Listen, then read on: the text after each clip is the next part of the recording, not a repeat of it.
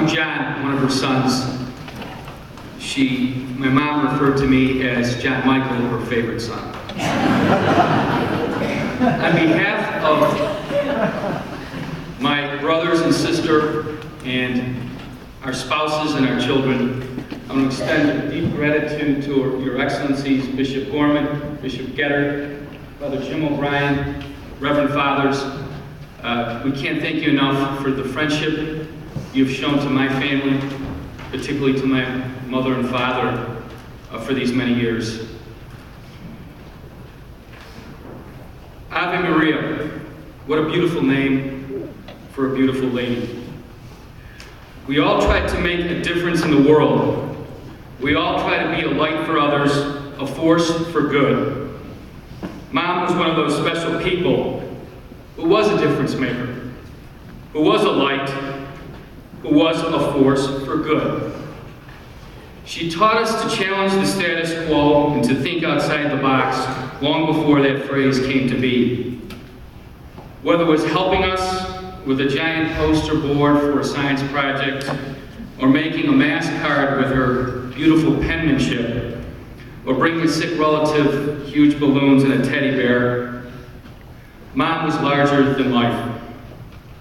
She grew up in St. Sabina and was proud to share the greatness of Sabina. Ave regaled us with her stories of her baton twirling at Leo High School and her expert skating at Sabina's roller rink.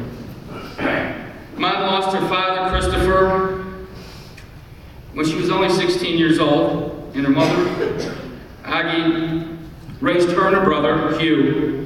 Mom loved her mother and brother. A part of my mom died when Aggie and Uncle Hugh passed away. She loved them so, and we never tired of the stories she told about them. What a wonderful example she set for us in honoring family. After graduating from Loretto High School, and then at that time St. Xavier College, Mom became a Chicago public school teacher, where she met Marie Hayes, who would become her lifelong friend and my godmother. And when you became my mom's friend, or our mom's friend, you were a friend for life. She was fiercely loyal and was always there to lend a shoulder, to cry on, or to give a loud applause for your accomplishments.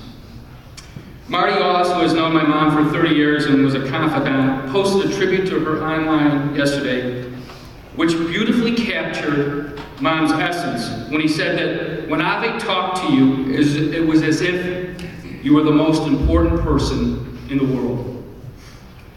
Mom and Dad moved to Oak Lawn in 1959 and would become long and faithful parishioners of St. Catherine's, where we grew up.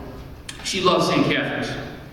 Our mom was always in motion by being a room mother, organizing fundraisers, being a Eucharistic minister, and her greatest love, running school plays and parish shows, always with a Broadway theme, and often starring in them herself.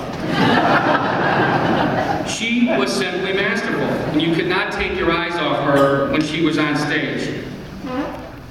She would often hold court in our kitchen on Tripp Street, just a few blocks away, where Pat McGettrick, Jane Caro, Pat Glynn, Cindy Schoenbacher, when we get in trouble, I'm sure I'm leaving out a name or two and I apologize, they all would sit and plot the next event or parish show.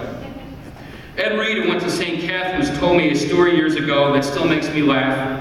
Ed and his mother were at Jewel on 103rd Street here in Oak Lawn and ran into my mom, who told Ed to join the school play.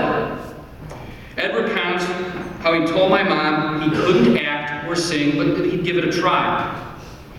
My mom quickly countered by saying, "Eddie, you are not going to sing or act, you're going to be a tree."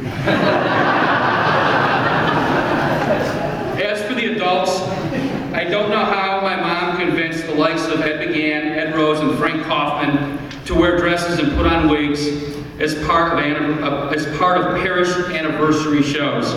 The fact is, they could not say no to Ave. Mom was a wonderful and supportive mother. She drove us day and night to Little League games, or the hockey rink or school events, and was our greatest fan and teacher. You could always hear Mom's voice above the crowd cheering us on. However, she never coddled us. She pushed us to always do a little better, to reach a little farther, to be the best we can be. And you always knew where you stood with Mom. She was so proud of her children. That is what I'll miss most of all. She loved Brother Rice, Mother Macaulay, and St. Xavier. Mom, she'd be mad at me for extolling some of the awards she got. Mom received the prestigious Catherine Macaulay Award and the Sister Dorothy Marie Peschen Award for her services to these two fine schools run by her beloved Sisters of Mercy. She was a fashion show commentator for school functions and was so good at it that she was often asked to commentate shows for other parishes, schools, and hospitals. Over the years, Mom teamed with her good friend Pat Haynes to put on top-notch plays for the 99th Street Summer Theater, with Mom playing Dolly, Auntie Mame, and Gypsy Rose to packed houses at Macaulay Auditorium. She simply loved to act and sing. And when she had her stroke and could no longer act or direct shows, Mom did not retreat from public view or become embarrassed about her speech or appearance. Rather, Mom embraced her new condition and volunteered by passing out lemonade and cookies at the intermission of the shows. What a great example of perseverance and humility. She never blamed God for her problems because her Catholic faith was so strong. That is her greatest legacy.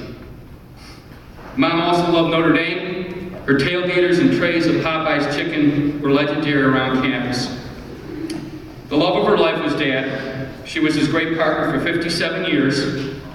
Their marriage and love for one another are an example to all her children and grandchildren. When she had her stroke 18 years ago, no one would have blamed her if she had limited who she saw or became embarrassed about her speech and memory. Not Ave Green. Her self-deprecating humor in the face of her disability put others at ease and made you laugh. One of her favorite phrases when meeting someone new was to say, "You're so good looking." But in the next breath, "But I can't see a thing." Mom's series of strokes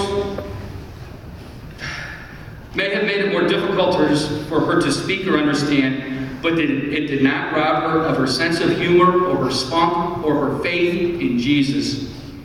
When I recently told her my daughter got an A- on an exam, she said, "What's the matter with her? She needs to study more."